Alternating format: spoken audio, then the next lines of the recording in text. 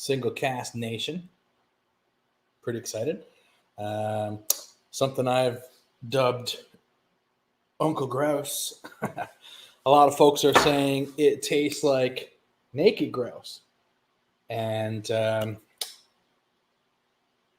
don't think it tastes so much like naked grouse, but I think Travis said naked grouse on steroids. And that I can see. It's quite punchy and spirity. It's real nice.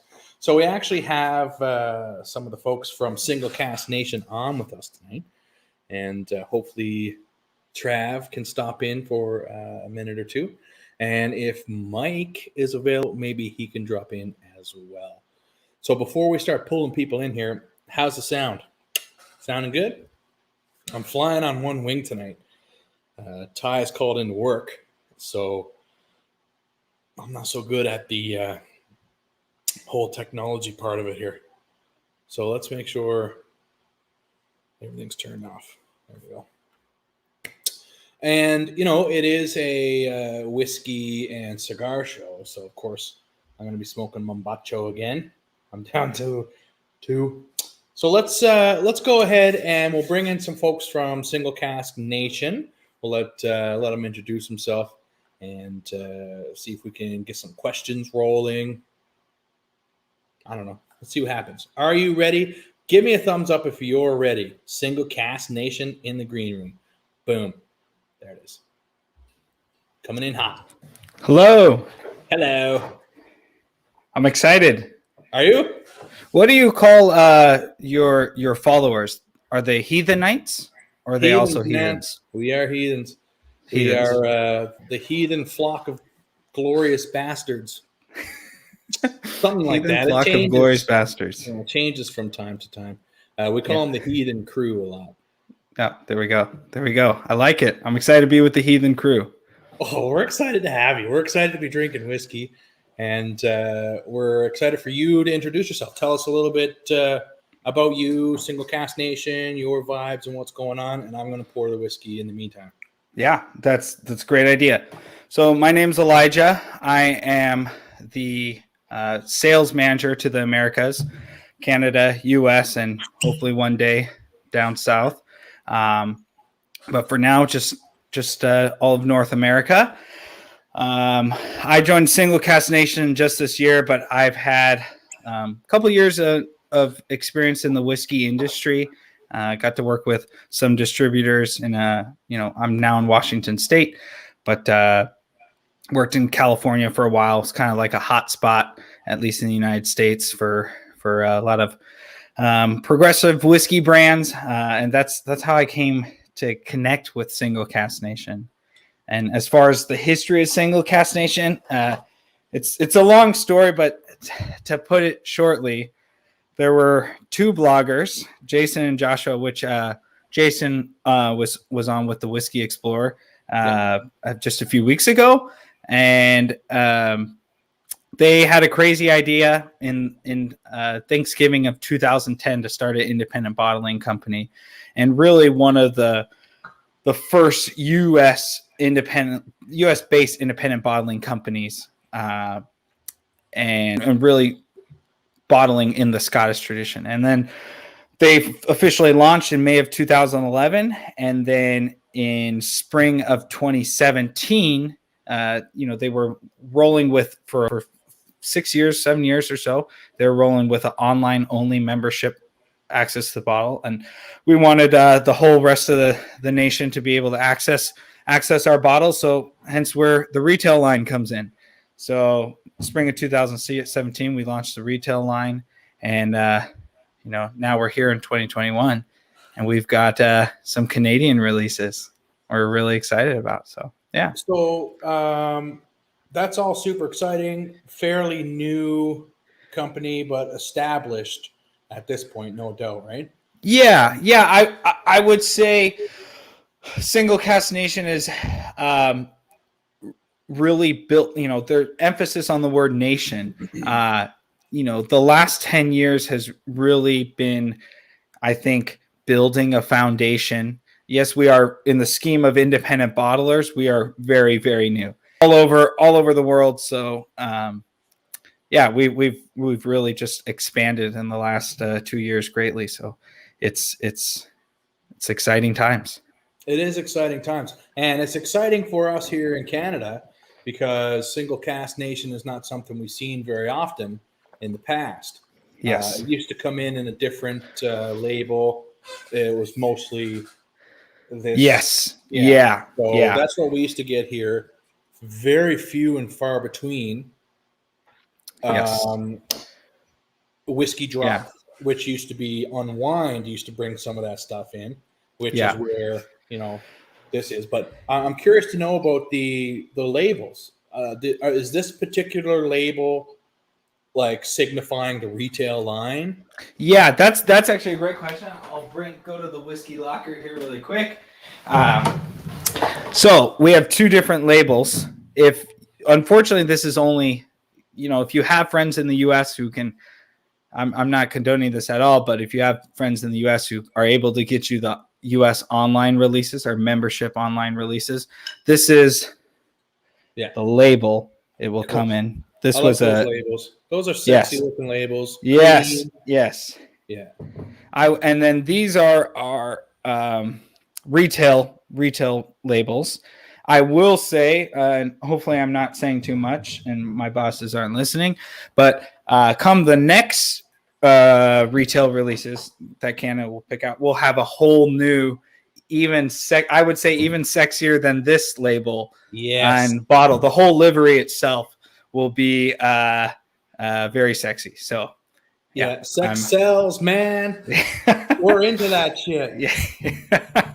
So that's Yeah. exciting. That's really exciting. I have a total of one other bottle of Single Cask Nation because I had friends in the States who would pick up bottles for me. I'll condone that all day long. Yeah. Yeah. Um, That's what the nation yeah, is for. yeah, I don't mind doing that. I got friends who are traveling back and forth, so I'm really into those type of vibes. And Yeah. the reason it's not here, the only one that's here is the Lecheg, and Lecheg's my Yeah. favorite.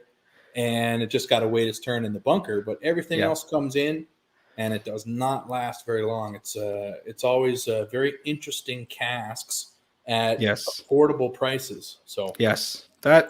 That's something we've prided ourselves over the years, especially now in today's climate with whiskey prices that are it's kind of becoming outrageous. And I'm sure Canada has experienced far worse than the U.S. has. But we try to bring products that are fair in price and accessible to everyone, but also something that's engaging and something that's going to catch your eye, something that's different than all the other independent bottlers or even some of the official bottlings that you get in Canada.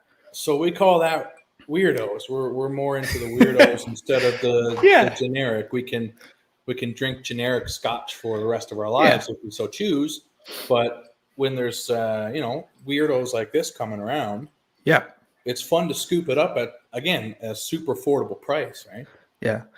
I would say Single Cask Nation is not only within the essence of our company, but we nation members all around the world everyone's a little bit of a weirdo, and I think we draw in the weirdos. We have a saying internally and shared throughout the years, but we like to say spirits like spirits for geeks bottled by spirits geeks. So we do a lot of I would say 90% of our stuff that we bottle is single malt Scotch whiskey or blended something from Scotland, but we like to you can sub out geek for weirdo. It works. Sure. We like to do that. You all do rums and bourbons and stuff as well. I think I read somewhere you do mezcal. Yes. So we have done mezcal, and we will continue to do mezcal in the future. Actually, and I don't know how much PWS will let me share, but you guys do have a rum, very limited amount coming into Canada. We love our rums. We love our mezcals. We also love our American whiskeys and world whiskeys. We've gotten to do Japanese whiskeys, Welsh whiskey. We have a lot of different countries from around the world that we have in the pipeline that hopefully you guys will see soon. So a little bit of something for everybody, because a nation isn't just built on one set of bricks type of thing. Yeah, exactly. Cool. Exactly. Cool. Yeah, I'm digging it. I like it. Now, straight up, not quite interested in the rum, but I know for a fact that Ty is going to grab a bottle of it if it comes in here. So I'll get to taste it, which is fun. Yeah. But we're in like 12 minutes here already. We haven't even tasted a whiskey. I just noticed Mike is in the green room here as well. So perhaps we could bring Mike in and we'll get you to bounce some stuff off each other. Mike is the whiskey explorer. So that's where you'd have to join to get this particular bottle here in Canada, which can ship across Canada. And you have to be a member of the Whiskey Explorer Society in order to purchase it. So shall we bring Mike in as well and see if Mike got some questions for you, or you have questions for Mike, or whatever the case is? Yeah, let's do it. I'm excited. Mike, give me a thumbs up if you're ready. Mike gives 2 thumbs up. Ooh. Says, I'm always ready. Here he is. How's it going, guys? Great. Mike, how are you? Are you drinking this? I am. Nice. I only have a little bit left. I'm waiting for the bottles to get shipped because I got a case coming my way. I have a freshly cracked bottle. Oh, I was waiting. You lucky mine. I'm #blessed here. #blessed. Just before we dive straight in here, let's catch up with some of the comments real quick. And Mike, I'm sure everyone knows who you are, but we'll get you to address yourself and introduce yourself. No one could do it better. There's no doubt. We got a lot of people. G. Hoff, Ben is here. Mm-hmm. Who we got? Gene. We got Ty's in. Dave. Hello, everybody. Adam J. Steven. Holy Lord. Travis. Vincent Teresa. Peter. There it is. I think I named it. Matthew Graham. Okay, we're here. So, hello, everybody. We're just catching you up real quick. We're drinking, of course, as you see in the background, delicious blended whiskey. No secret, I'm a blend junkie. This is from Single Cask Nation, and we have Single Cask Nation with us here tonight. We have Mike here with us tonight. So, Mike, tell us a little bit about yourself, would you? Well, first off, thanks for having me. Thanks for crashing your live a bit. I won't stay on too long, but for those I haven't met, my name is Mike Breezewell, and I'm so used to my intro saying I'm a brand ambassador. Yeah. So you're still a brand ambassador. It's just unofficial now, man. Yeah, unofficial now. That's it. But over the last, say 6 years, I traveled the country coast to coast, and I met so many of you. And, we talk about whiskey fabric, we talk about whiskey community, and that's what really was built on, and that I've seen and connecting through shows and doing our own like offsite whiskey.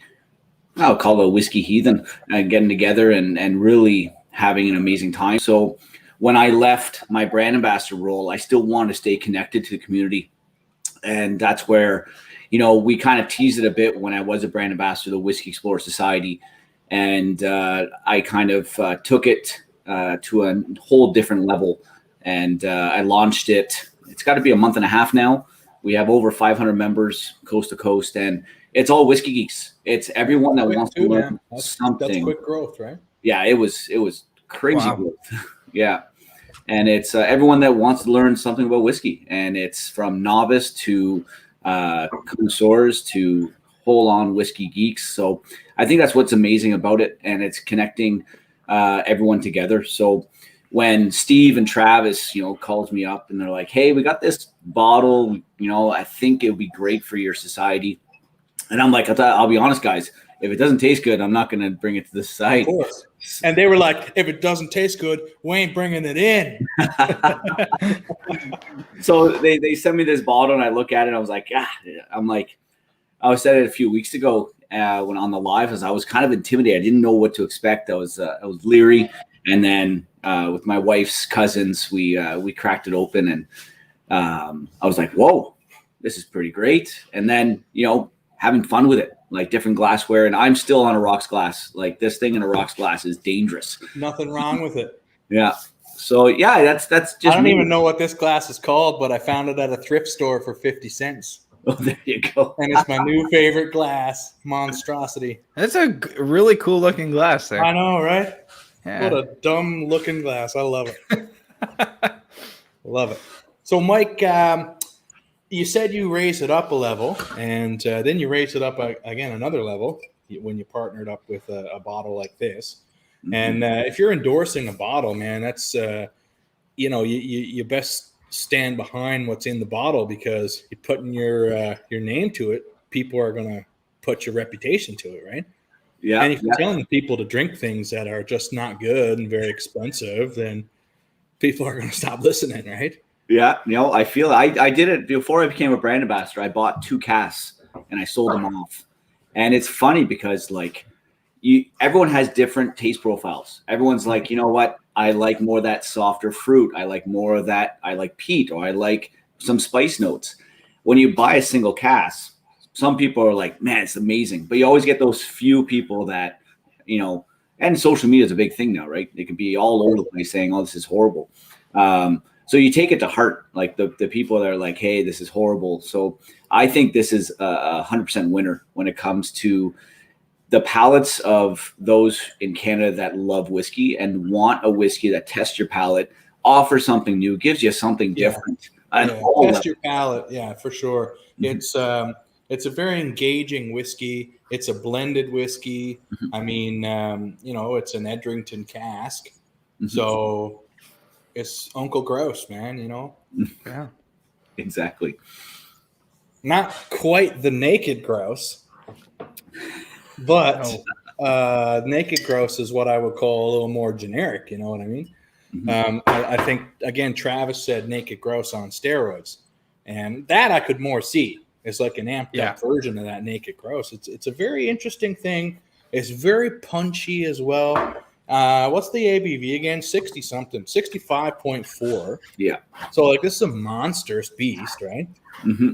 And a lot of folks were probably expecting, we had this conversation before, a sherry bomb. And that's just not what this is supposed to represent, and it doesn't, right? It's sherry, sure, but it's more of a subtle beast. I don't even know. Yeah. It's like a tender Hulk. Yeah. No, it's a beauty. Right away when I first open it, it's right there. You feel more of that punch. But the moment it breathes, it's like, yeah. That's why you don't just buy one, you buy 2. And I'm not saying that because, well, actually I am saying buy 2. Yeah, I got a couple more than 2, but I'm a sucker for blends. So when a real cool blend comes around, especially an Edrington cask, I mean, I shit on McKellen and stuff a lot, but Edrington has some cool stuff, right? Yeah. And at the end of the day, I still like McKellen. As long as someone else is pouring, But I actually got some water for this one too. I played around with water quite extensively with this bottle so far, and I find just the slightest touch of water. You don't want to give it too much because that punch softens out just a touch. Yeah. I like that punch. It's a little bit abrasive at first until it tames and sits out, like you said, right? So, folks in the chat here, I'm curious to know if anyone's a part of the Whiskey Explorer Society or Single Cask Nation. I want to know who's heard of Single Cask Nation before. I'm very curious because, like I said, the Single Cask Nation stuff was few and far between for a long time. So hopefully now we're going to see a lot more of this come into Canada. And us nerds are super excited now, right? Yeah, Graham Usher was has been a longtime supporter, Graham Usher with Whiskey Drop. So he's been evangelizing Single Cask Nation for the last few years, and that's where I used to get my bottles. What used to be Unwind in the mall in Edmonton, right? Yeah, and so it's very exciting. And I guess you're happy to be in Canada and branching that nation out a little bit as well. Yes, definitely. I think in my experience with Canada so far, and just learning more about the Canadian market, and not to treat it as something that's just a business term, but I really think the Canadian market is so underrated, and like the community that's in Canada is so passionate, and I would argue that it rivals like any whiskey community that I've seen, even in the US and in the UK. So I'm a believer in what Canada is doing, especially in the whiskey scene and the whiskey community. It's you guys are fanatics. I love it. Mm-hmm. Yeah, it's like I said, you can go buy whatever you want to drink in Alberta, for example, land of the free, right? But after a while, it starts to wash out, and everybody starts to do the same thing. And it's just cool to see someone coming along, kicking the doors open, being like, yeah, try this 9-year-old blended malt. And everybody's like, ew. And all the nerds are like, gimme. Yeah. Right? So very fun. I'm excited to see how it's going to grow and kind of spread, and see more representation of single cask nation on the shelf, right? Yeah, we're excited. Yeah, I will say, as a little love letter to this whiskey, this does contain, we write on the label various distilleries, and as you guys mentioned, Edrington. And at the time in 2009, Edrington owned Tamdhu, Glenrothes, Highland Park, Glen Turret, Macallan. Yes. So there's some iconic distilleries, and then even like, for example, Glen Turret had or still produces Rude Vor, which is their peated version, Highland peat. And it kind of reminds me, Highland Park used to have especially with the late Michael Jackson used to write this on all his whiskey blogs or whiskey books, I should say, when he was still around. But he would, say Highland Park is like the encapsulates all of Scotland, like all the flavors of Scotland. And I really feel like in this bottle, in a subtle way, and as you study it, and especially as it starts oxidizing and you go through the bottle, even through as it's just sitting in your glass, it reminds me of the times I've been to Scotland, and just like the smells in the air, like being near a distillery, it encapsulates all that feeling. And it kind of, just gets me it's a great reminder of why I love whiskey. That's why I think about this bottle. So see, that's awesome to hear. And Mike had mentioned before as well, it's a fairly versatile tasting whiskey. And he said he was happy to have something that anyone could purchase because it's affordable, and anyone could like because it's cask strength. So you can choose whatever you want, right? And it's kind of neat that it gives you that memory of back in Scotland. Like, I love that, man. I love that. That's what we call magical whiskey. You are right too about that cask strength. Like, if you want, you could probably almost get 2 bottles out of this. If you're more of a 46% kind of, maybe 46-50% water, you can get, at least another third of a bottle out of this. So. Easy, right? Yeah, it's true. Yeah. But no, without compromising flavor, right? It's the perfect time for these type of expressions to get into Canada. And I mentioned it a couple weeks ago.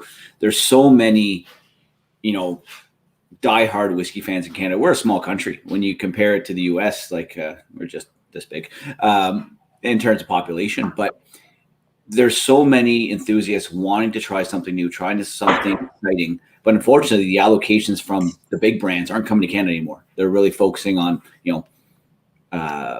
Asia markets, staying in Europe or US. So Canada is getting kind of a brunt. Like, okay, you'll get a little bit of a tease and that's it. And I felt it in my previous role, where it was like, kind of in calls and meetings saying, hey, we want this limited edition coming here and this and that. And I was successful most times, but in the last year it was like, yeah, we're done. There's nothing coming in. And I was like, there's a demand for it. And, and then we see the price point just escalating. And when you get something like this, this is what whiskey's all about. Like you said, the flavors, everything that comes in, it reminds you of Scotland. It's something that we want and what we would expect from a whiskey that would excite us. And, I'm down to like the heel. This is gone probably tomorrow. And it still gives me that same excitement from the first taste to the end. Yeah. Yeah. So Ty says cask strength plus water is excellent value. Like you said, you could stretch this on out if you want. And some people are only into the cask strength and they really like getting punched in the head, and that's fine. And then some people could, like, I've added water to this twice already, and it's still just, oh man, gorgeous. Gorgeous. So yeah, single cask nation in Canada, here to stay. Very exciting. Hopefully, let me just put a little something in your ear. I mean, I know Lecheg casks are extremely hard to come by and they're expensive, but I'm just saying I wouldn't mind paying a little extra. I heard that in the video with you and Ty, one of your guys' last reviews on this. I heard the little drop of Lecheg, and I have little notes on these things. So I took that note and passed it along to the right people. So we'll, no promises, but you don't have to promise anything. Yeah. Yeah. Well, I can tell you there's not. As long as it's not a bourbon cask. Pass. Yeah. Give me that nasty. The nastier the better. Yeah. I can tell you firsthand, there's not a lot of Lecheg stock. I don't just firsthand knowledge. But I can tell you why, because most of it's in my cabinet. Yeah. Get me going on Lecheg. This is not a Lecheg show. I better shut up about that right now. We got Travis in the green room here as well right now. Oh, nice. Let's bring Travis in. I didn't mean to cut you off there, but I was going to say, what's the Lecheg that you have? It's a 13-year-old sherry cask. Oh, yeah. That is an iconic bottle there. Yeah, that a friend grabbed in the States for me, and it's the only one I got because it's Lecheg, and again, it's got to wait its turn, so there's 25 ahead of it that needs to die first, right? So yeah. Heathen. Imagine a whiskey heathen Lecheg. You know what? Let me just stop. I'm feeling giddy. Let's bring Travis in. Hi, Travis. I'm just listening to you just work on Elijah here and laughing. Oh shit, man. I'm feeling these Lecheg vibes lately, I'm going rocks glass with Mike here. It's a game changer for the blended malt. It's got so much flavor. You don't need a Glencairn. The Glencairn it's just holding it in. This lets it all go. Mm-hmm. Oh yeah, beauty. How you doing, Elijah? I'm doing great. How are you doing, Travis? Well, fantastic. We have. Just to give a little inside information, all of the single cask nation stuff is currently ready to go at Connect AGLC. But there's a couple of the bottles didn't have the volume of the bottle in milliliters. It was in centiliters. Ooh, how exotic. And so that is against the rules here in Alberta. So they are applying little stickers to every single bottle. With centiliter on it. So if you're just like really wanting your bottle in the mail, that it's the difference between centiliters and milliliters. Mm-hmm. And is that centiliters? Yeah, there's one right there. Yeah. Mine too. Everyone that gets a bottle is going to get a little sticker on it that tells them exactly how many milliliters are in the bottle. So. Huh? What a fun little factoid. Yeah, that's this kind of stuff that you you're bringing in new brands, and these are things you have to deal with on a case by case. That's growing pains, eh? Yeah, it's not even growing pains. It's frustrating, especially with this one, because we have a whole bunch of people waiting for this bottle, and we're kind of like, it's coming, and then it's sitting there. Like, I can see the numbers in the column, and I check about 4 times a day for it to say available, and it just says held, and I'm just waiting. Like, there's someone in a warehouse in Edmonton putting these little stickers on every bottle. So yeah, good thing there's only 420 of them. Like, that's a blessing. Yeah. On top of all the other single cast nation stuff coming, I mean, there's a lot. I was gonna say, I feel bad. I know there's at least 3 SKUs that have milliliters, but the other SKUs will have the CL. But growing pains and learning curve, and we will probably have something more specialized for Canada in the future. So we will. Well, and if you're going to send us rum again, because we're a bilingual nation, whiskey is a bilingual word. Yeah, rum apparently is not.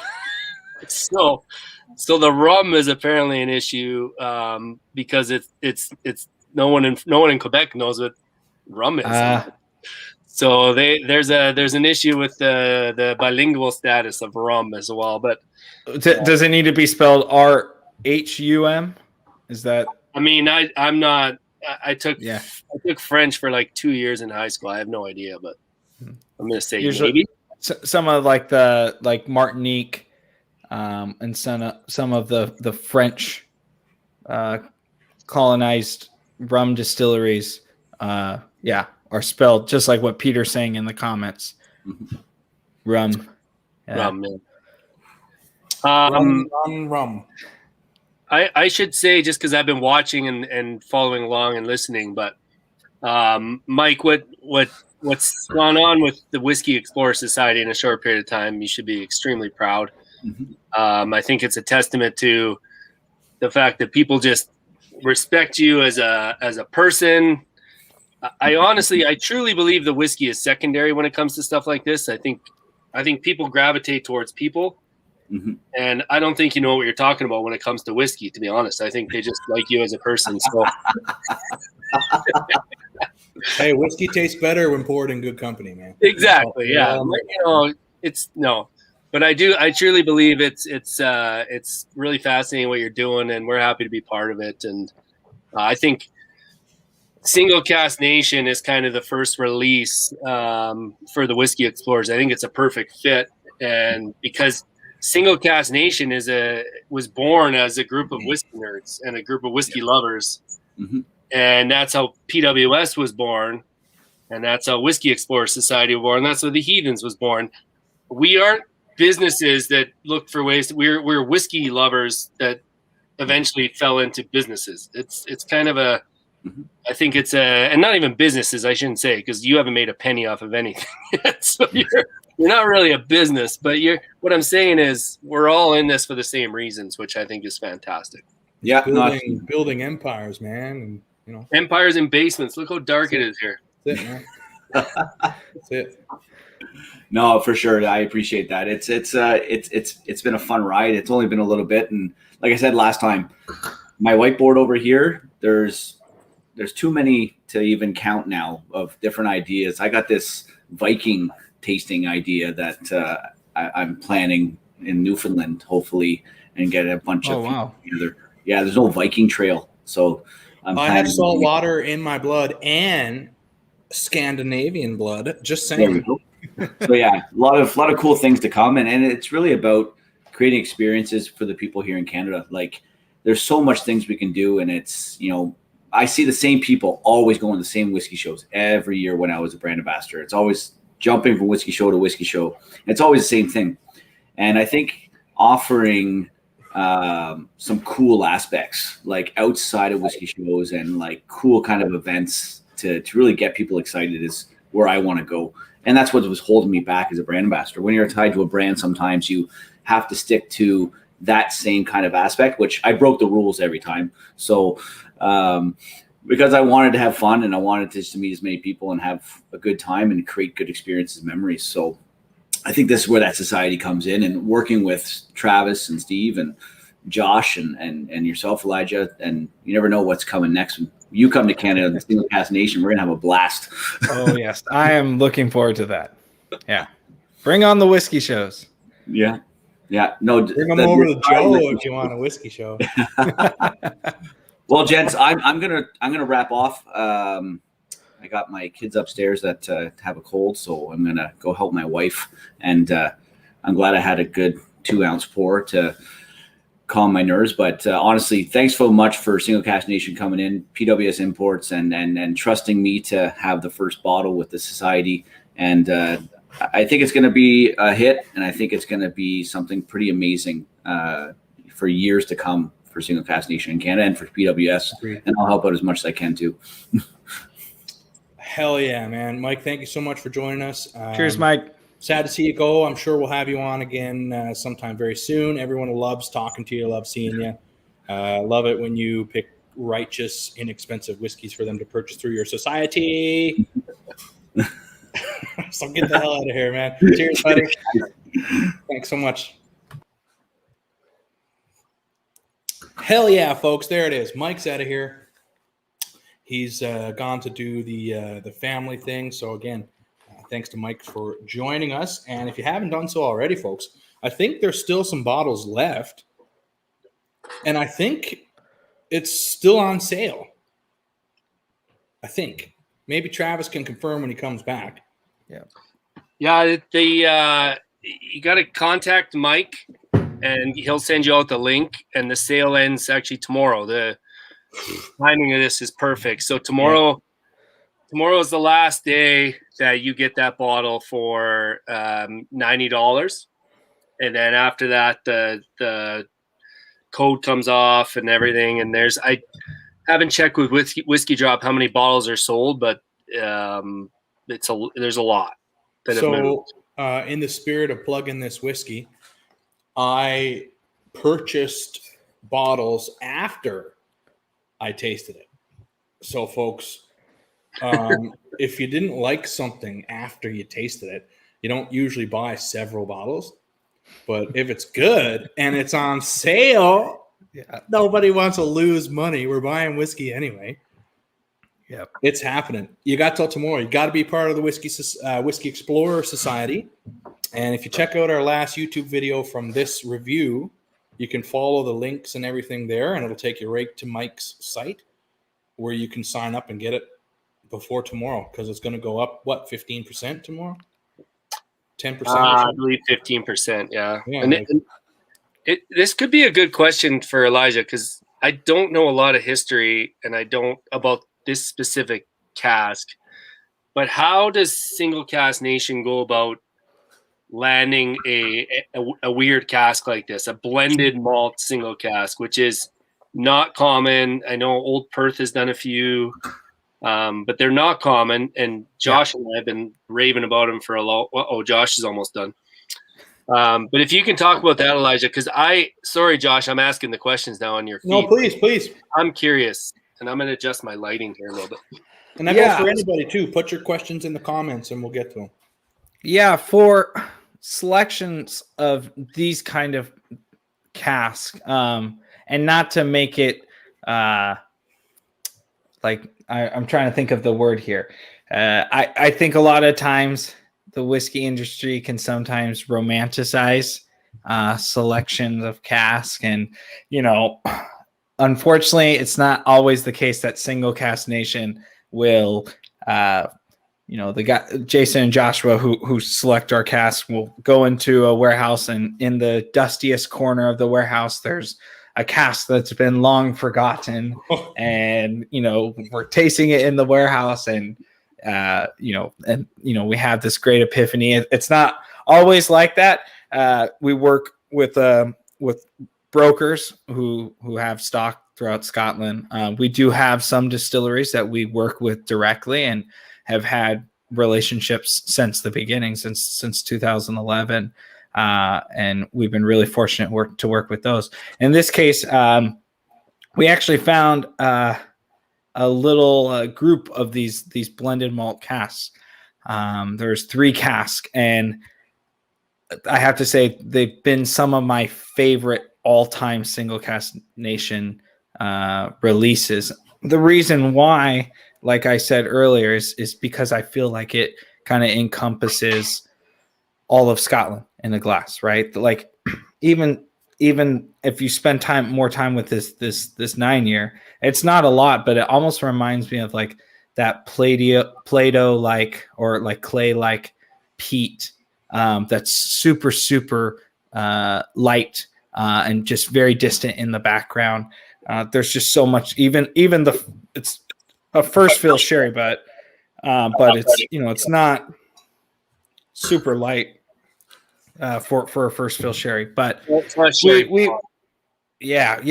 no sherry bomb, but I think it just complements everything else that's going on. So yeah, we've these casks were found as burgers. We didn't like blend these casks together. These were already, Edrington had already thrown them in. I can't say for sure, but it might have been going towards naked grouse stock or something along like So it's got the same kind of funky little vibes as grouse. Now, I am a avid famous grouse drinker / collector. Yeah. So I wouldn't say it tastes like naked grouse, but Travis, I almost think it was you who said it's like grouse on steroids. That was Jason Johnstone yelling. That was Jason, okay. Because it's got that funk, but amped way the hell up. Yeah. Right? Yeah. I think I could be wrong, but naked grouse is 43%. 40% in the States, a lot of it, and 43% here in Canada, most of it. Okay. Yeah. 43%. So it's definitely would be an amped up version. Yeah. Going from 43 to 65.4. Yeah. 65.4. 600%. It's a beast. It is. Yeah. It's very punchy. I like that. Yeah. I mean, Josh, is this to you? We've done some old Perth blends, right? And old Perth, some of those blends were Edrington blends, but they had a different DNA than this. Like, they were way more sherry influence. Brash, right? Yeah. This one has none of that raspy brashness in there at all. No, it's just all extremely and beautifully delicate, but punchy and zesty as hell, right? Yeah, and it's kind of cool that we're bringing this in now, and that, I mean, you and I kind of bonded over Old Perth a little bit back in the day, and how our love of blends kind of grew from that, and now we're doing this together. Yeah, man. And it's a similar kind of concept, and you and I preach for it to a lot of people that blends are I don't know, a hidden gem of the whiskey industry. They are, it's an art, man. Like, if you can get around the fact that it's not a single malt, you have to understand that they're taking really cool single malts and finding a way to make them really interesting. Yeah. And Famous Grouse is one of the top selling brands in the world. Oh, dude. And they know what they're doing when they blend stuff and throw it in the cask. Especially like the old school grouse, man. Oh my god. Yeah. It's funny. Jason brought it up in his conversation on Instagram with Mike. But if we joke around and we say if this had a compass box like label on it, like people would freak out, especially at least over here in the States. We have a compass box craze, but it's quick. It's unfortunate, I should say, that people are so quick to dismiss like blended scotch, like stuff with grain in it, blended malts. Like, you're still getting everything you love, but maybe something even more, and something that's just elevated. A little something more. Yeah. Just a little tap in the nuts, man. That's what you want. Right? Yep. Oh, I'm all for that, man. That's a great description. A nut tapper whiskey. Yeah, that's all you want. Just a little flick, not too hard. It'll take you to your knees, right? Just enough to give you butterflies, man. Josh, do you want me to tell? I can't see who's watching anymore, but do you want me to tell whoever's watching what other single cask nation releases we have coming? Oh my god! I was going to bring that up. Son of a bitch! It took you this long to bring it up. It's a VIP tasting with a VIP release. So again, these are sitting there waiting. We have a Tinanik, 13-year-old. Elijah, did I pronounce that right? Tinanik. Yeah. What Yeah, you know, cask with Scottish pronunciation, or Jason had taught me this, but like if you just keep your lips tight and just force it out and sound confident, you probably have nailed the pronunciation. Okay, let me try again. Tinanik. Yep. Oh, that was good. Yep. Are you Scottish? Yeah, I am 73%, but no accent. No accent. What finish is it, or what maturation? That's a bourbon hoggy. Yep. 56.2%. Ooh. We got a Tomatin 12-year-old, which single cast Tomatin, we don't get a ton of those. 58% alcohol. We got the blended malt. We got that rum. What cask finish is it?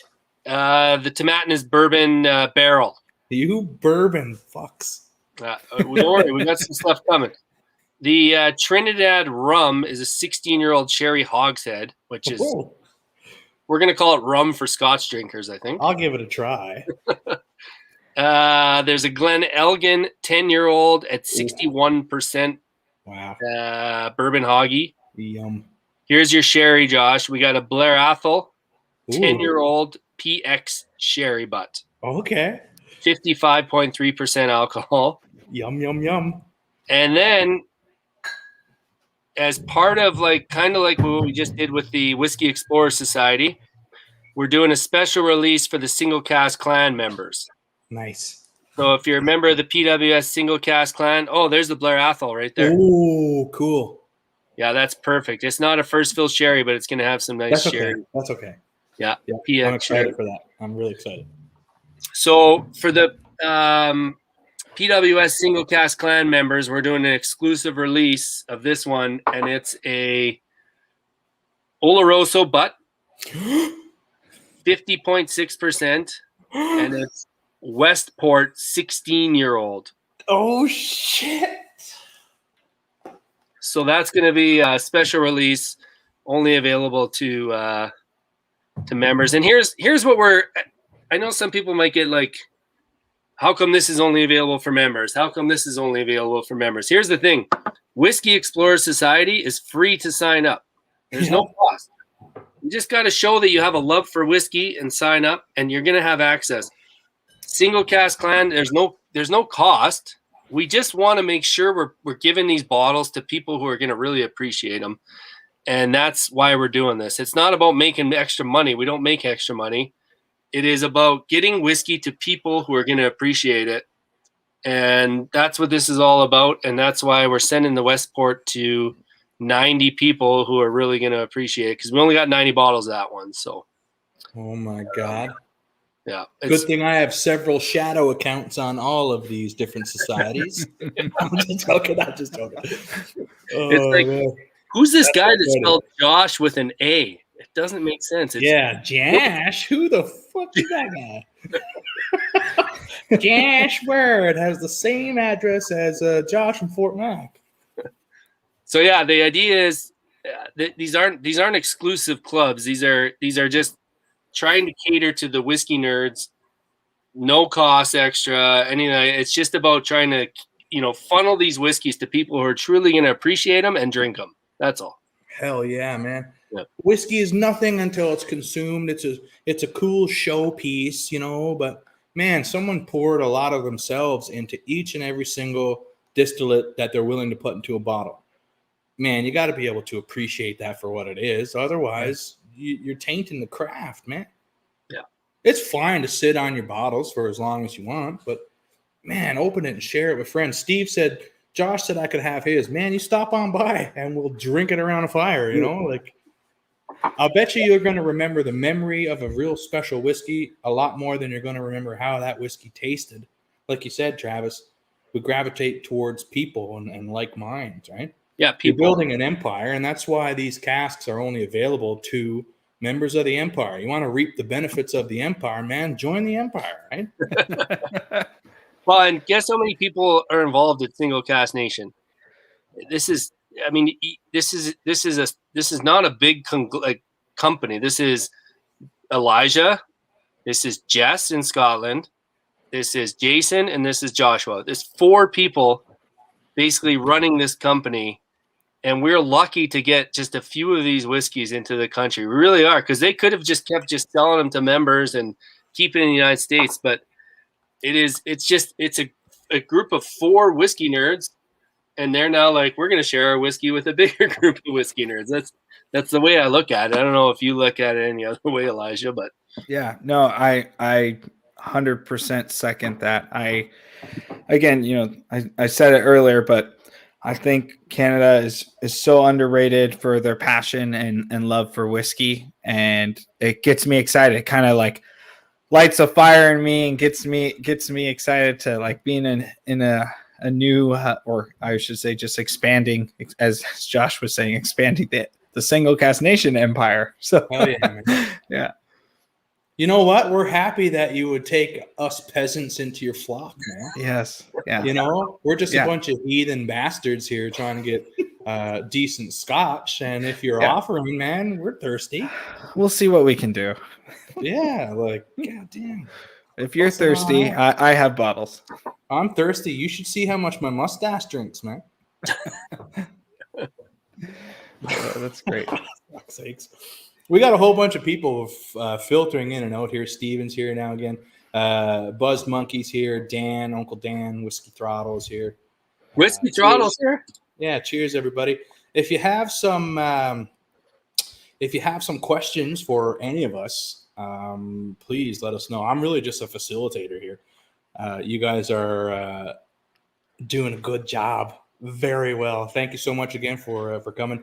I appreciate you coming on, because I said like 20 to 30 minutes. I don't want to take too much of your time, but I'm here for a couple hours. So. Yeah. Just, Elijah, can you touch on potentially at some point procuring some Irish whiskey casks for the nation? ooh. So we've only bottled one Irish whiskey in single cask nation history, and the reason why we haven't anymore is because just a few years ago, Ireland which they have the right to do so, but they put a restriction on where you can bottle Irish whiskey.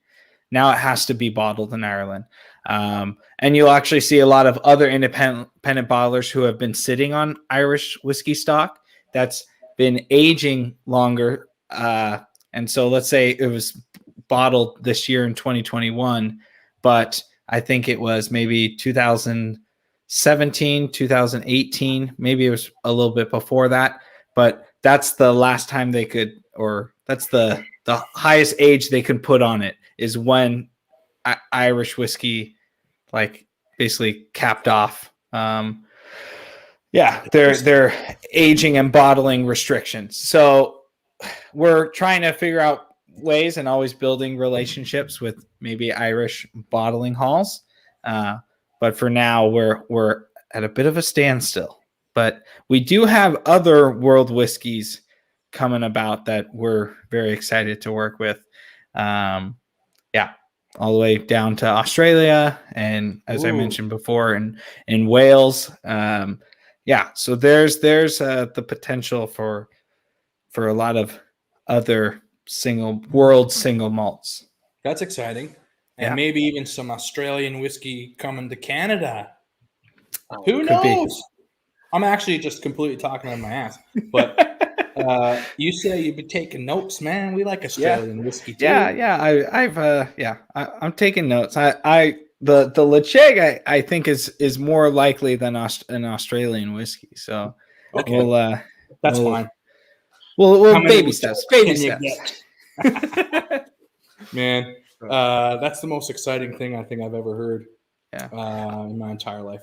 I am curious, as I've been learning more and spending more time, listening to what the Canadian market loves. What are some distilleries that, Park Whiskey Society, Whiskey Heathens,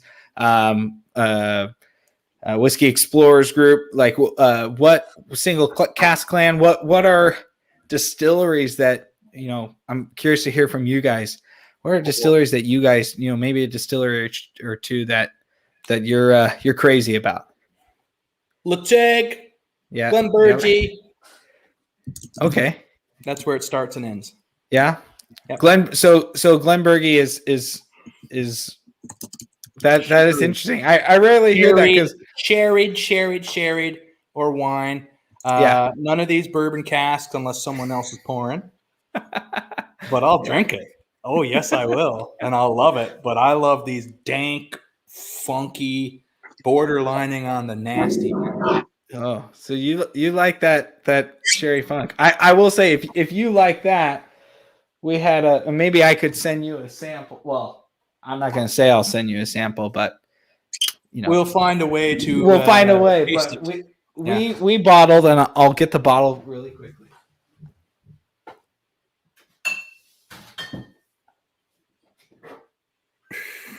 The suspense is just killing me. We bottled for the Water of Life film, which is a U.S. production. We bottled Stones of Stennis, and it is a code word for a distillery on the Orkney Islands that is not Scapa. And this was matured in a second fill Oloroso sherry butt, and it is like old school, kind of danky and nutty. That's my safe word, man. Oloroso. Yeah. Can't get enough, man. It's all of those things. I think now I know your style. We got to look for those things. Yeah, the nastier the better. And if no one else likes it, that's fine. Because I am a thirsty bastard. Yep. Yeah. Well, there was actually a release. Berry Bros released a secret Speyside to a store here in Alberta. And a couple folks tasted it and said it was just the nastiest thing they ever tasted. Tasted like many dead bodies. The rotten underbelly of an African wildebeest was one of the descriptors. And Sean and Paul were like, you got to try this immediately. So I tried it, and it was like sulfur bomb. It was nasty and dirty and like reminded me of wood decay. And I just slaughtered it. It's gone. And Steven actually had to pick me up another one, and he's bringing it here tomorrow. So, man, just because a couple people think it's really nasty, that's okay, because I am into the nasty, man. A lot of people are too. There's a lot of folks who kind of gravitate towards that little bit of the off-putting kind of flavors. Yeah. Right? You, Josh, you want that every day, every night, all day, every day. Mm-hmm. And I would say most, and I'm not going to say what everyone else in the chat room is going to say, but I would say most people want a mix of that. They want a few nights a week. They want that dank, that just rank leche in a weird wine cask, whatever. But then other nights of the week, normal people, Josh, might want just something not that. I agree, 100%. And you are just in a world of your own, and I love that because you're just we call it an anomaly. You're an anomaly, and you're honest about your feelings about it, and I love that because anytime I try and tell you about bourbon cask, you're just like, nah, just give me this shit. No, a lot of that is just me teasing you too. I do like bourbon cask. One of my favorite whiskey I've ever had in my life is a Bunnahabhain in a bourbon cask. Ooh. But you're right, Trav. I want the nasty every day, all day. And if Ty is pouring me some of his bourbon cask, yummy, yum, yum, yum, yum. I'm going to love it. But I'm just taking notes here. Josh likes dirty whiskey. As dirty, if you think it's too dirty, it's almost dirty enough, man, for sure. Yeah. Do you want me to read off some of the casks here, Elijah? Yep. We got immediately Sean Kincaid said Glengoyne because there's tons of those casks floating around. Bowmore, Longmore, Ooh, Tamdu, ooh, Tandy Okay. might be possible. And Kalila, Yeah. there's lots of Kalila out Oh there. yeah, Lot- Kalila should be easy to get. Lots of Kalila. Yeah. That's Sean Kincaid said Dank City. Yeah, Dank City. thanks. And that was it for the Cask recommendations so far. I'm going to go back to, and Elijah, you can talk about a little bit about Joshua and Jason, because I know they're all about flavor. Yep. Yes. Distilleries, like, you can be like, all right, I'm going to go pay $30,000 for a cask from a really fancy distillery. I'm all about flavor, and I know Joshua and Jason are more about flavor than anything else. It's got to meet like the nose, but like they have sort of things that they look for before they pick, right? Yeah. I would say even beyond flavor, I would say the number one thing for the whole team when tasting whiskey or whiskeys that we all like is we're really into texture. And I think texture is what completes a whiskey, right? Nose texture, palate texture. This is something that we kind of preach at Single Cask Nation. And, the blended malt I've been drinking all night is loaded with texture. I agree. So yeah, that's in the selection process. I would say that takes precedence. But we also, if a whiskey has a great nose, then it kind of makes it past our first test. But it's got to have a great arrival, mid palate finish. It's got to be complete of a whiskey, as we're tasting these. But texture, I think, is the biggest one. You want the whiskey to be memorable. You want it to be something that kind of like lingers, and when you go back to it, it kind of triggers something, when smelling or tasting it. So obviously you just mentioned Compass Box. Yeah. And we all know John Glazer, which, by the way, most of the newer releases, John Glazer's not even the master blender anymore. He's kind of more of a spokesperson for the company, which is fine. He's put in his time. But when John Glazer used to make whiskeys, people used to say, why is Kleinleash in every single Compass Box? And Kleinleash is in every single Compass Box almost in a lot of them, a last minute addition after he got the nose, the palate, and the Kleinleash is just there for that oiliness and the texture. Oh, I love Kleinleash. Me too. Love it. Yeah. He throws it in there just for the mouthfeel. Yeah. And that's it. I'm not saying it doesn't do anything else, but where's the Kleinleash casks, man? We've done 2 for the US. I could be wrong. I'm thinking back. Yeah. I think we've done 2, and they were in our 5th retail release. Wow. It was one was a 23-year-old matured in first fill sherry. And then another was a 9-year-old in the same release, a 9-year-old in first fill bourbon. And we like to, and maybe in the future we'll do this with Canada, but we like showing the difference of what especially if they're from the same distillery.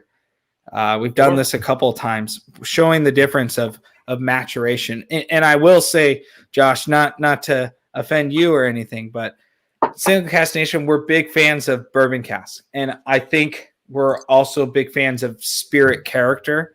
And sometimes, I don't think this is the case with the blended malt, but there's definitely whiskeys where we've had that haven't really emphasized spirit character. But I've definitely, a lot of our whiskeys have been an emphasis on the spirit character, the distillate, like what's going on with the distillate. And, if we do have some sort of sherry cask, some sort of finish involved in it, we want it to complement what's going on with it. Of course. But at the same time, I can understand why some ex-bourbon, or especially some of the hogshead casks, especially reused hogsheads, like refill hogshead casks, kind of take away from the whiskey. Like they it tastes a little thin, and it might not like give what you want in that whiskey tasting experience. But while we're selecting all these ex-bourbon barrels, ex-bourbon hogshead. We definitely look for the texture. So you're not missing out. There was a, oh man, I'm trying to think of it. It might have been a Glenrothes that we did that was in ex-bourbon. And Jason kept telling during a tasting and this was before I was working with Single Cask Nation, but kept saying it was a sherried Glenrothes. And during a break during the tasting, I told him this is ex-bourbon. This is ex-bourbon. He's like, I could have sworn it was sherry. Like he was just going off of, not even the color, he thought it was maybe like a refill sherry or second fill sherry, but it was just the flavors that were imparted. Actually I take that back. It was a Ben Nevis. It was a Ben Nevis 23-year-old. It was a 96 Ben Nevis 23-year-old. That was weird age. I think it was and there's that funk, right? Ben Nevis is just a funky distillery, right? And he swore it was sherry, but it was, tropical fruit and so much going on. So that's what we hope, as these ex-bourbon, we do have some sherry casks coming in here into Canada, but we do hope, those ex-bourbon whiskeys translate well, to the Canadian market. Because we're looking for those fruity flavors. We're looking for that layers of textures. So, well, it's like on that note, first of all, there's nothing you can say that could offend me. That's not possible. Secondly, this whiskey from the very first time that I took a swig in Travis's driveway, I was like, man, this is a very spirit-forward whiskey. It's even though it's a blend, it's still got that spirity characteristic, and that's kind of what attracted it to me so much. Yeah, was that the lovely character of whatever the hell is going on at those distilleries, man. I don't know what it is, but I do know that it's a spirity, lovely, easy drinker, right? Yep. Well, to explain the driveway situation, Single Cask Nation is great about stuff like this, but we said, can you please send us some bottles of this so we can start talking to people about it? So we got a 6-pack of bottles, and I just gave one to Josh. I was like, Josh, I want to know what you think about this. We're curious. We really wanted to just kind of feel out what the thought was on a blended malt that no one had ever heard of or seen of before from a company that has not been in Canada for a long time. Yeah. And that's what we did with it. When you guys sent us those 6-packs, you probably just thought me and Steve were going to drink them all in my basement. That's not what happened, Elijah. Yeah. Hey, we sent them out to a team of experts across the country. Yeah. And heathen bastards. Bastards. Yes, the glorious crew of heathen bastards approve. Yeah. And Elijah, Dan Whiskey Throttle asked if we could get some High West single casks. Ooh. I don't know if they do single casks for anyone but weird. So we have done a High West release before, but they did have ownership change. So it's we were working close with the founder when we bottled the High West at the time, and it was actually a blend of bourbon, rye, and light whiskey that we blended all together into a single cask. Oh yeah, you did. That was crazy. So yes. But yeah, we're definitely always looking for, people to partner with in the U.S. for our bourbon. Is there? Are you allowed to give? By the way, I've just taken over the Whiskey Heathens YouTube channel.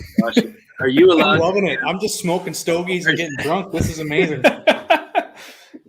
Are you allowed to give like a bit of a, I don't know, like a inside view into potentially some of the stuff that might be coming, maybe in the next release, or just is there any sort of insight into what we have to come from Single Cask Nation and what Canada can look forward to? I will say, so one thing that I head up is the Single Cask program And that is something that I'm actively trying to pull aside some casks. And as I've been learning more about what Canada likes, and the maturation styles and the distilleries, I will say that is in the works. That is something that's like on the forefront of my mind. And I think I mentioned it to Josh earlier, but the next Canadian releases will have new bottles, new livery, and a whole new bottle, whole new label, and it'll be into 2022, but it's gonna be a whole new look, sexy, as we were saying earlier. Oh yeah, it's that sweet anticipation, man. Yeah, yeah. Just let it. But yeah, I said this earlier, but my goal, because I get to have a lot of say in what happens with Canada. My goal is to do something special for Canada, whether it be a single cask program. You guys do have these exclusive, store exclusives and clan exclusives, whiskey group exclusives. But I'm hoping to do an entire release that's solely Canadian and working around the Canadian palette in the future. So we're very, very exciting, man. Yeah, we're excited. We're excited too. You probably can't tell. Our goal is to introduce you to as much Canadians as possible, the good ones. Yeah. And we'll just get you to fall in love with us. Yeah. And we're hoping. I think I'm already falling in love. Oh, good. Josh. I'm gonna get yelled at by the Whiskey Throttle if I don't mention David Perkins. Yep. Can you talk about David Perkins? Because Dan's yelling at me here. It's not all caps, but I think he's yelling at me. Dan's always yelling. He said we can't mention David John Glazer without mentioning David Perkins. Yeah. No, I 100% agree. We used to work with David Perkins. Unfortunately, not the same anymore. But we're hope maybe one day on his next project or something. Oh, that'd be pretty cool. Yeah, that would be okay. Yeah. And can you also and by the way, for everyone listening, I'm not asking these questions because I don't know the answers. I'm asking these questions because I'm curious, which makes for a really good interview because I don't know. How many casks does Single Cask Nation have currently stashed away? Where are they stashed away? Are they in brokerage warehouses? Do you have a Single Cask Nation warehouse? So we do have we have one dedicated warehouse and bottling hall, but we also, because we have distillery direct relationships, we have casks sitting in distilleries like all around the world. So I could actually, because we are literally like every week buying casks and trying to get cask bottle, but it's oh, that's a great question, EU. I'll answer that after. I can't give you. I see these spreadsheets, but I've never gone through. I know it's we aren't a big independent bottler, but we have a good sized amount of cask, something that I'm proud of, and a pretty wide selection as well. So we literally have sheets all over Scotland, all over the world. We have one primary bottler, but we also have a bottler in the US. So, it's yeah. And it should be pointed out too that Jason and Joshua are not just a couple guys just running around buying casks. I mean, they were probably at the beginning, but they have a relationship and a reputation in the industry that precedes them. I mean, I listened to them interview the Adelphi people the other day, and it was like this. It was like a mutual respect between Adelphi and Single Cask Nation. Adelphi is seen as one of the top independent ballers in the world, but Adelphi was talking about Single Cask Nation in the same sort of manner.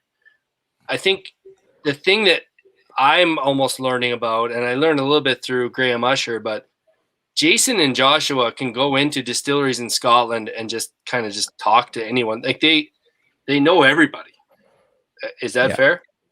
Yeah, I would say the biggest strength of Single Cask Nation is like the networking and the relationships. Like, you know, we in the US, we have a really strong relationship with our importer who also imports Adelphi and Ardnamurchan. They import Elixir Distillers, who has Portiskeag, Single Malt of Scotland, who used to be owned by Whiskey Exchange, or same ownership group. Well, they're still owned by the original owner of Whiskey Exchange, but as recent as yesterday or 2 days ago, Pernod Ricard bought Whiskey Exchange. So yeah, we have made strong relationships with independent bottlers who have really paved the way for what we're doing now. Like we, again, although we're 11 years into this, almost 11 years into this, we're very young in this, and like Adelphi is working with us, and this is maybe something that I got to keep on the DL, but this is a special group. But we're gonna have like their distillery that they own, Ardnamurchan. We're gonna have a Single Cask Nation Ardnamurchan release. Ooh. So it's we will have that in the pipeline. That's something that's super young whiskey. Very exciting whiskey. Yep. Yeah, and that's our goal is we want to work with other independent bottlers, and really we want to have distilleries that we work with directly. Our big thing and something that we always pitch is, hey, we're going to be your like free ambassadors. We're going to do the marketing for you. We want to show the people like maybe a side of the distillery that people don't get to see. Maybe a distillery that does exclusive bourbon maturation. Well, let's see it in a sherry cask, or a distillery that's brother. So that's something that we pride ourselves in is working exciting. Closely with other distilleries and working with independent bottlers.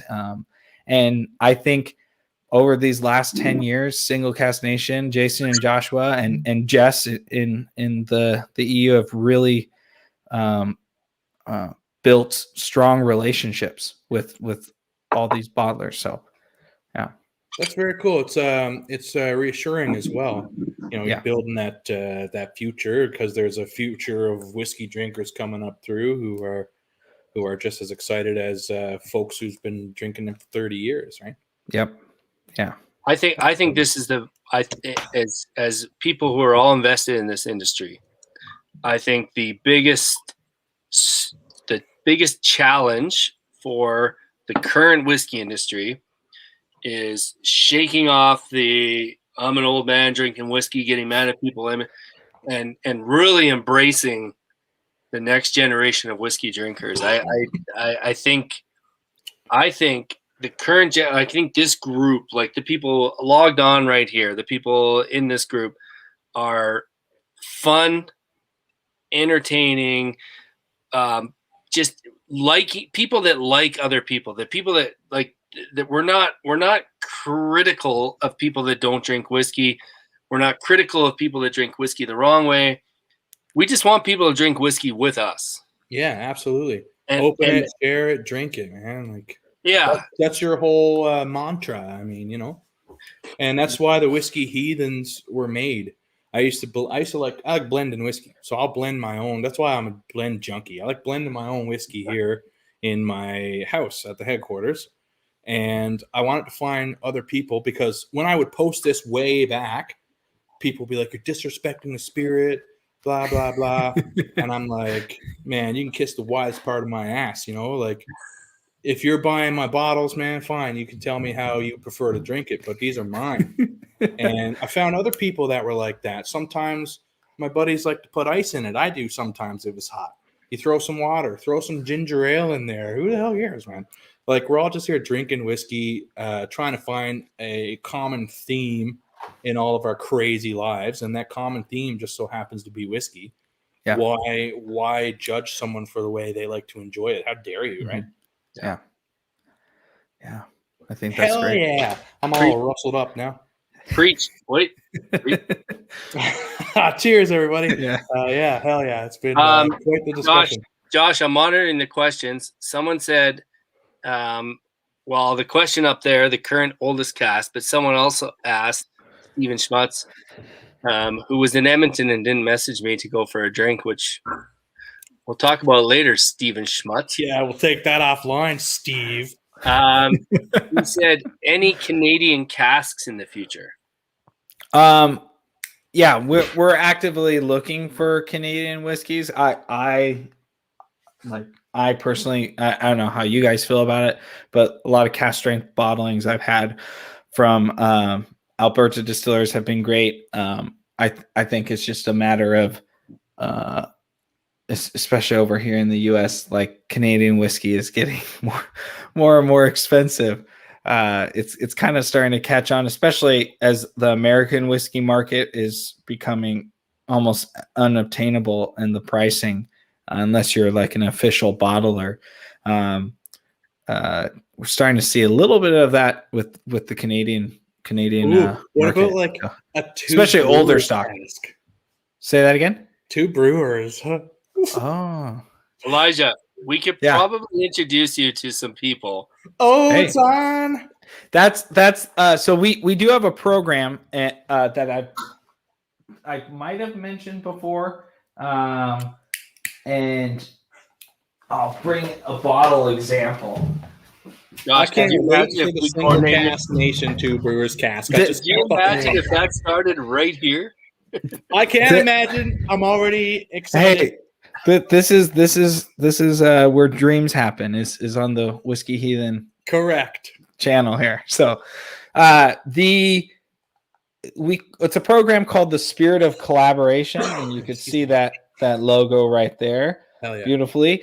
There's some distilleries that, like I was saying before, we like our distillery partners, and I am kind of starting to curate the Spirit of Collaboration program and finding partners to work with. So if you guys have partners, we would love to do that. Sometimes, well,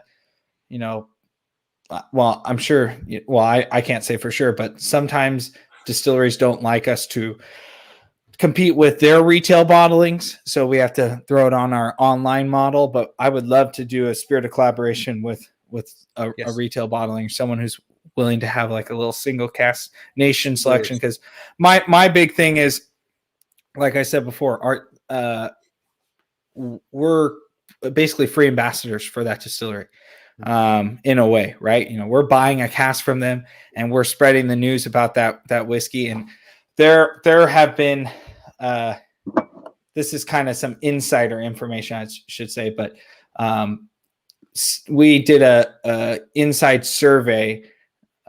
I think this was in late 2019, that we found that 70% of our members that buy one of our Spirit of Collaboration program whiskeys, one of our bottlings, end up going and buying official bottlings from that distillery. So, we have bottled rum distilleries and, distilleries that have really even no big presence beyond outside of their state in the United States.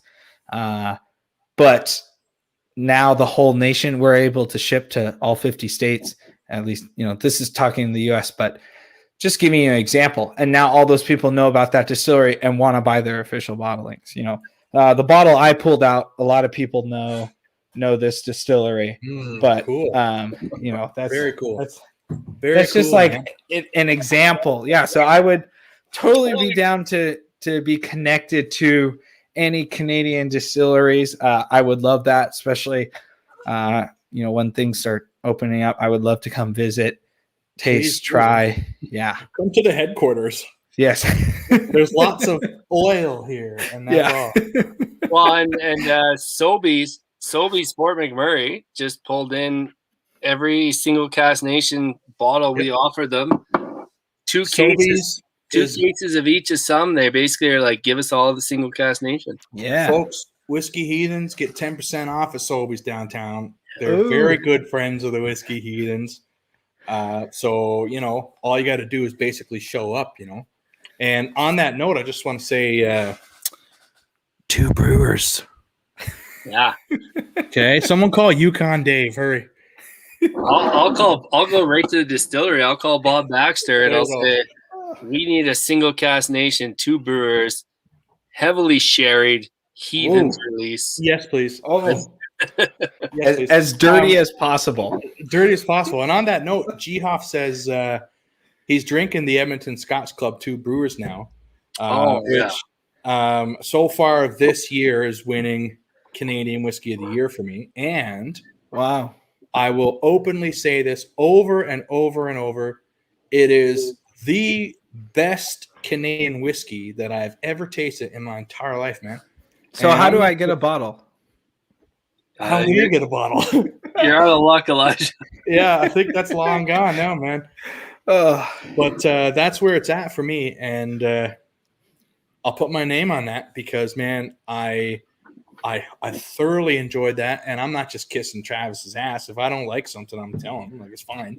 We're all a bunch of grown ass here. Like, and oh my good God, it hit all those notes that I was hoping it would hit. And then it's like, man, this is Canadian. Like, this is a Canadian whiskey. And I was just like brimming with pride. Yeah, this is what can be made here. So I'm thinking, I have a relationship with 2 brewers. I have a relationship with Single Cask Nation. I mean, I don't think this, but I've never seen 2 brewers has never done a single cask for another bottler. But welcome to the empire. Why not do one? And maybe now is the time. Maybe we try and say it's a Single Cask Nation Canadian exclusive 2 brewer single cask. Yeah. Oh yeah, man. It stays in Canada. Canadians, because I don't think 2 brewers has ever made it out of Canada. Folks, like, do you realize what's happening right here? We're creating something magical. We are. So two things that we've kind of have broken the ceiling for a few distilleries is, one, there's a couple distilleries where we've been the first independent bottler to bottle their whiskey.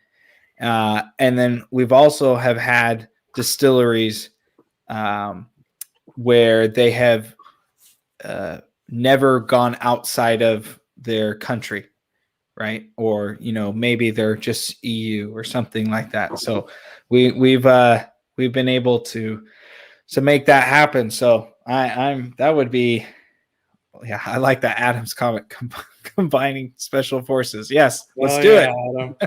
Special forces. I am into this. Yeah, I can't even believe what's happening right now. And my hopes are already like super way up. So anything other than this single cask relief will be completely devastating to me. And Josh, can you or one of us, can we send samples? Someone send samples to Elijah. Please. There's no shortage of samples. But it's hard. It's hard to get samples to the United States. But we'll pretend it's perfume or something. Yeah, I have one of my coworkers in Scotland sends me beard oil. As you can tell, I've had this massive beard. Yeah, I understand. Speaking of Viking, I know this might sound crazy, but I actually shaved before the show tonight. Wow. I seriously did. I trimmed up. I was pretty caveman-like, and I toned it down a little bit. But what I like to say is a friend of mine in the U.S. has a bottle. He'll stop on by and pour you a little bit. Oh, all right. There it is. Let's make it happen. Where in the U.S., Josh? Everywhere. Ah, good. I see what you're saying. Yeah. Oh yeah. And Elijah, as part of my interview process for the Whiskey Heathens YouTube channel, before you joined Single Cast Nation, what were you doing? Yeah. So, I don't know if you guys can tell, but I've got a little bit of a younger face. I'll kind of don't let the beards fool you. Josh and I are 22 years old. Yeah. We just have hard lives, man. Well, I'm older than you guys.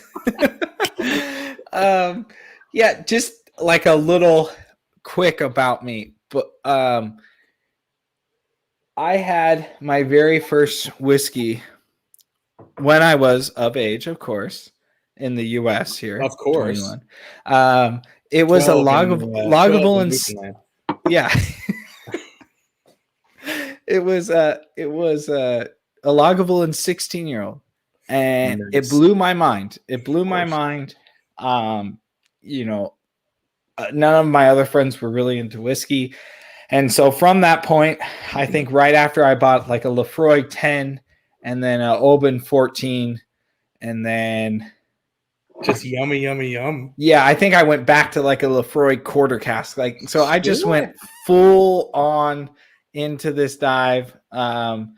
And I was right out of university. I was working for a kombucha company, and I would make the kombucha and then sell the kombucha. So I got a little bit of sales and a little bit of production, under my belt. And we had both at that time my friend and I had come back from Isla. So, we had made the trip to Mecca. We had gone to Scotland.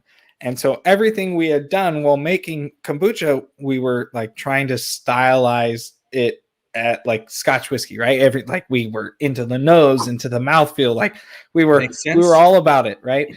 And then my friend, he would say stupidly, but I would say it was one of the best decisions he ever made, invited me to a whiskey show in Los Angeles. It's called Whiskey Live, and I think they've changed the name now. I'm not sure what it's called now, but it was, it was a nationwide, travel the nation whiskey show. And at Whiskey Live, I basically had a little bit of liquid courage in me. And I just started going around to each table and saying, on paper, it doesn't look like I know anything about whiskey. It doesn't look like I have any sales experience in whiskey. But I promise if you take a chance on me, I could make an impact. I feel like I could make an impact in the industry. And that's kind of the, I would say, maybe 10 to 15 tables that I actually reached out to. And talked to. Only one of them emailed me back, and it happened to be this distribution company in California called JVS Imports, and their sister company with Impex Beverages, who imports, like I was mentioning earlier, some of the independent bottlers. They import Single Cast Nation, Kilchoman, Penderyn, Milk and Honey from Israel. I'm trying to look back at what else. There's a lot of distilleries that they're importing black top rum. There's a lot going on that they're doing, and it kind of was just like a distribution company that in a job that fit like a glove. It was a great experience. So I spent about 4 years there. Learning kind of right under the wings of people who had 25, 30 years of experience in the whiskey industry. So that was my deep dive. And then at one point I was feeling a little bummed, because for those who work in distribution kind of know, things get a little repetitive and you have to fight for your products to get on the shelves. If you aren't like a big time company, we were definitely a smaller distribution company. And one thing that, it's funny to say now because I'm on this side of it, the supplier side of it, but I used to dread market visits, like suppliers coming in for market visits. And sure enough, this independent bottler was coming into town, Single Cask Nation. And at that point, I'd only sold a few bottles here and there, had no idea anything about the company. And that's when I met Jason. And Jason came in, the most dressed down person I had seen on a market visit. Just was totally just going with the flow, didn't care, nothing bothered him. And I was like, this guy just loves whiskey. Like, this is like what I've been missing. And that's kind of where all really started for me. And actually took about 2 years later, as we had conversation after conversation, that I finally got involved in what I would say like a passion turn dream job. So, yeah, that's quick little plug on how I got involved in the whiskey industry. Really, it was just kind of like what you guys are doing. Like it's I was just passionate about it. Like I don't know. I still remember to this day my first like Ralph. I very much love YouTube, so shout out to all the whiskey YouTube channels, because the very first, I can still remember my very first whiskey YouTube video, which sounds so weird if you tell people like you watch whiskey reviews on whiskey on YouTube, like people unlike us. Yeah, everyone understands here on this chat and here understands, but like, telling family members or even my wife, like, oh yeah, I was watching this review on whiskey on YouTube. She's like, what? Like, so I remember my first one. It was a Ralphie video on Johnny Walker 12. Ralphie, man. Ralphie, our Lord and Savior, Ralphie. Hell yeah. Yeah, our Lord. And I used to listen to Horst Looning a lot, man. Oh, yes. Yeah, I love that crazy bastard. You should watch him. You should watch him review Auchentoshan, man. See how much that guy loves scotch. Yeah. How is the intro? Looning, hello, and welcome to whiskey.com. Whiskey.com. I'm Looning, Horst Looning. Horst Looning. Yeah. It's like Bond, James Bond. And that's how he introduces himself. My name is Ward. Josh Ward. Yeah, hell yeah. That should be your new intro. Just shout out to Horst Looning. Yeah, those were the two channels, the first two channels I subscribed to. Me too, man. Me too. Yeah, that's on. Yeah, that is cool, man. That's what I should start doing. Yeah. Head minister in the heathen flock of glorious bastards. Yeah. I am actually an ordained minister too, by the way. Oh. So, yeah. We went and made that shit all legal. Man, it's pretty crazy. We're basically a church right now. Yeah. Can I just lost 72 followers. Can I jump in quickly and just say to Elijah, my first dram ever was when I was 16 years old. My father's best friend had died. It was the night before his funeral. His other best friend was in town from Vancouver. We're in my living room of my childhood home, smoking cigars. I'm 16 years old. Yeah. Smoking cigars with my dad. He pours a scotch, and he pours me a Lagavulin 16. That's my first scotch of my whole entire life. And to this day, I think he didn't want me to drink his scotch, so he poured me. Yeah. He pours you. It's like he could have poured me a Caribbean rum cask Balvenie. Sure. So to this day, I remember that first dram, smoking a cigar. There's a picture of me smoking a cigar, drinking a Lagavulin 16. Years later, I went back to Victoria Caledonian Distillery. Yeah. And their master distiller is Mike Nicholson. Mike Nicholson. He created Lagavulin 16 at Lagavulin Distillery. Like, he was the guy who kind of like not created, but he was the guy that made that for years and years. I got to meet the guy who made my very first dram as a That's awesome. Yeah, I was with my whole family. I got a picture with him. We got a picture with him and the owner. What's his name? The owner of Victoria Caledonia. It doesn't matter.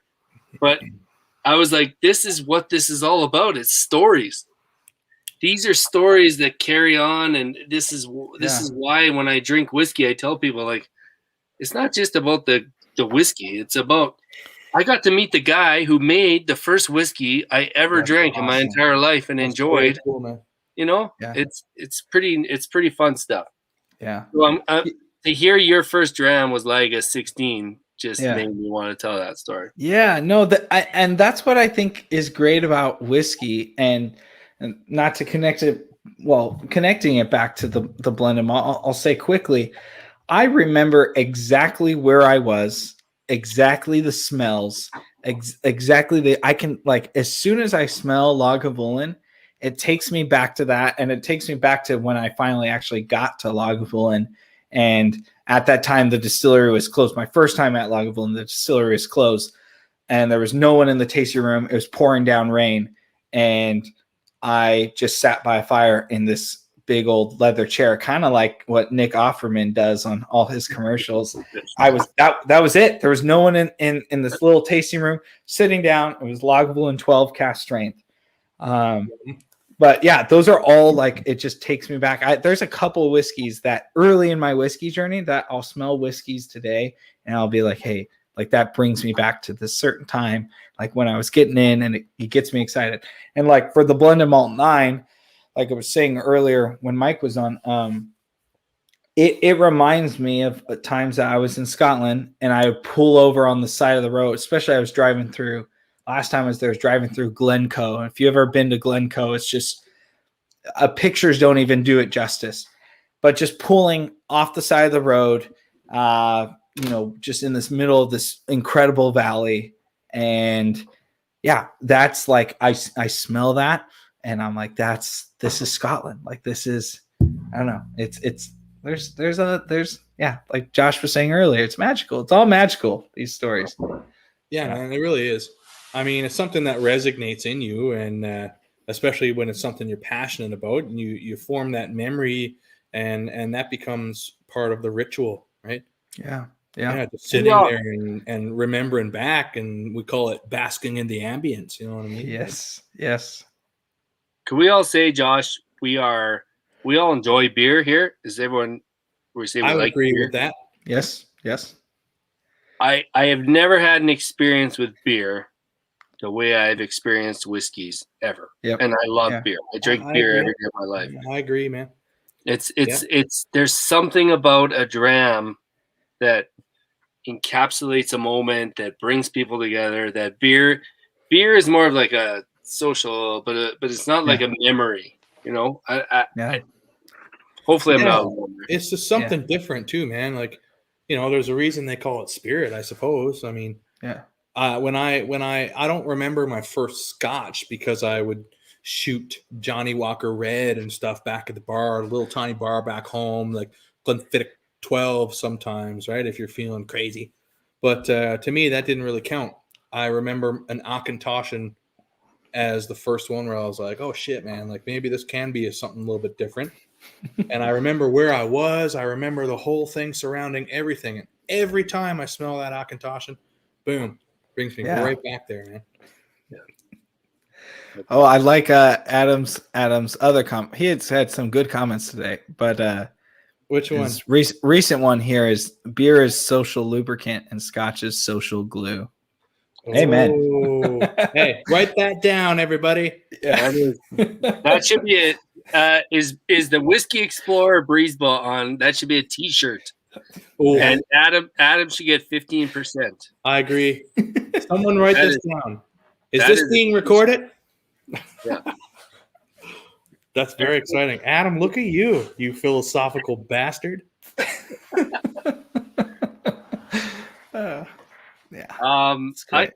I gotta say, I promised my wife a Negroni because it's Negroni week. Oh, that's right. And she had a hard day at work.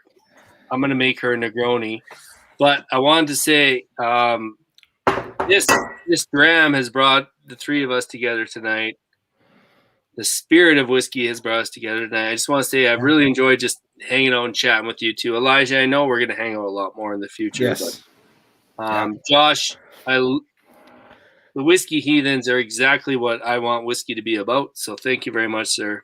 Thank you so much, Yeah. man. I appreciate that. And Yeah. Elijah, you're a beauty, and we're gonna hang out soon.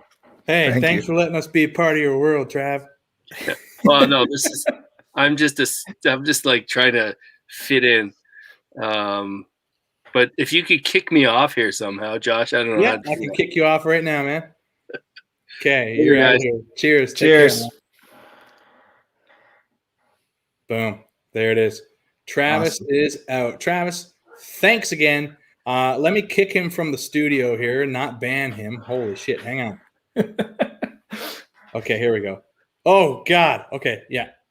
Okay, we're good. Everybody relax. It's actually fine. So, yeah, that was Travis. And for those of you who don't know, Travis from PWS Imports is basically the facilitator for us being able to have this in our hands in a couple weeks, along with some crazy single cask releases. Rogers Whiskey Company had a cool one recently. Chugged it. This one, chugged it. Very exciting stuff to come. So I'm really happy that everybody just found each other, you know? This is the beginning of a beautiful friendship. Yes, I agree. Very exciting. But yeah, I mean, we can wrap it up here as well in maybe 5 minutes or so. Yeah. I mean, I appreciate that you agreed to dedicate 30 minutes of your time. I think it was 20 to 30 20 minutes. to 30, yeah. Turned into almost 2 hours. So, man, you know, we got to give a sociable to you as well. Yeah. Thank you so much Cheers. for joining us. It's been fun. Yeah. Yeah, and we appreciate you giving us a little bit of inside information, some things that we were anticipating but didn't really know. So, you know, the key is to always leave them wanting more. Yeah. And now we just got a little taste. So we do want more. And I'm sure I speak for most of the heathen flock when I say we are picking up what you're putting down, you know? Yeah. Yeah. You're smelling what I'm stepping in. Oh, yeah, man. I certainly am. And yeah, very, very exciting stuff. So in conclusion, is there anything, you know, you want to say, anything you want to plug, Single Cast Nation? Yeah. I would just say I'm super excited. You know, hopefully when things start opening up, I could come out there, do some tastings. I know PWS has some virtual tastings planned once all the releases come out. So I'm looking forward to that. Like, I would totally take advantage of the blended malt discount. That's unbelievable price and something that ends tomorrow. And so I would definitely take advantage of that. But yeah, I'm super grateful that you invited me on here, and I'm gonna be a heathen bastard for life now. So thank you so much. Yeah, I'm definitely excited. I and like I've said many times throughout the night that I really think Canada is my kind of market. You guys are just passionate, and that's kind of what fuels me. What kind of whiskey people that I want to be around. So yeah, I'm probably gonna pop maybe a Lagavulin after this as a little nightcap, and seems appropriate. I think I might do exactly the same thing. Yeah, you know, I think I do feeling have some those vibes. sherried Lagavulin too. So my. Yeah, I'll get into something dirty tonight. So good. And folks, in conclusion, Cars and Cubes, that's a yes. That's all I'll say. That is a yes. And looks like Dan's going to open some Lecheg as well. You know, I just want to drop that little bit in your ear before I head out. You know, a heathen single cask. The number 13 sometimes sticks out at people, but you know, anything will do. Yep. We wouldn't exactly mind having to pay just a little bit more sometimes. Okay. All right. I will Well, sacrifice the bottle that I have to sacrifice for the Lecheg. Okay. All right. Let's Yeah. that's something we will look into, especially coming to 2022. You'll be in the front of my mind. So yeah. Oh, And man. I would encourage people, if they want to learn more about Single Cask Nation, singlecastnation.com. We also have I would call it an industry podcast. It's called One Nation Under Whiskey. You can listen to Jason and Joshua nerd out deeper than we even did tonight. Sure. But yeah, that's something that if you want to stay up to date with Single Cask Nation, Available on Spotify and all the Apple, One Nation Under Whiskey.com is the website. So those are all things. We've got social media, Facebook, Instagram, just And Nation, after this video, for those who tune in later, the links will be in the description. The links to Single Cask Nation website will be in our description. We were all born on Instagram, so we always put the Instagram link there as well. Yeah, perfect. Easy, tight-knit community, very easy networking and communication. Awesome. Even if you don't post pictures, it doesn't matter. It's still a vast and tight network. So we'll have all those there. We encourage you to do it. If you haven't done so already, join the Whiskey Explorer Society. Yes. And get yourself one of these. It's in Canada, $90 until tomorrow. And then it's going to be 15 or 20% more after that. So you have to be a member to purchase. So go there now. Do that. Yeah. And there we have it, I think, folks. I would call this a overwhelmingly successful live. I really appreciate everyone who came on here tonight and had so many questions, and your ability to answer our questions was highly appreciated as well. I appreciate you preparing for this. So man, this is the best 20 or 30 minutes. Yeah, best 20 or 30 minutes I've ever had. Cheers to that, man. Yeah, cheers. Boom. Cheers, everybody. Thank you all for joining. We will catch you on the next bounce. There's no doubt about it. And you haven't heard the last from Single Cask here in Canada. Single Cask Nation is going to be taking the nation by sherry storm. Yeah. We'll see. Cheers, y'all. Cheers.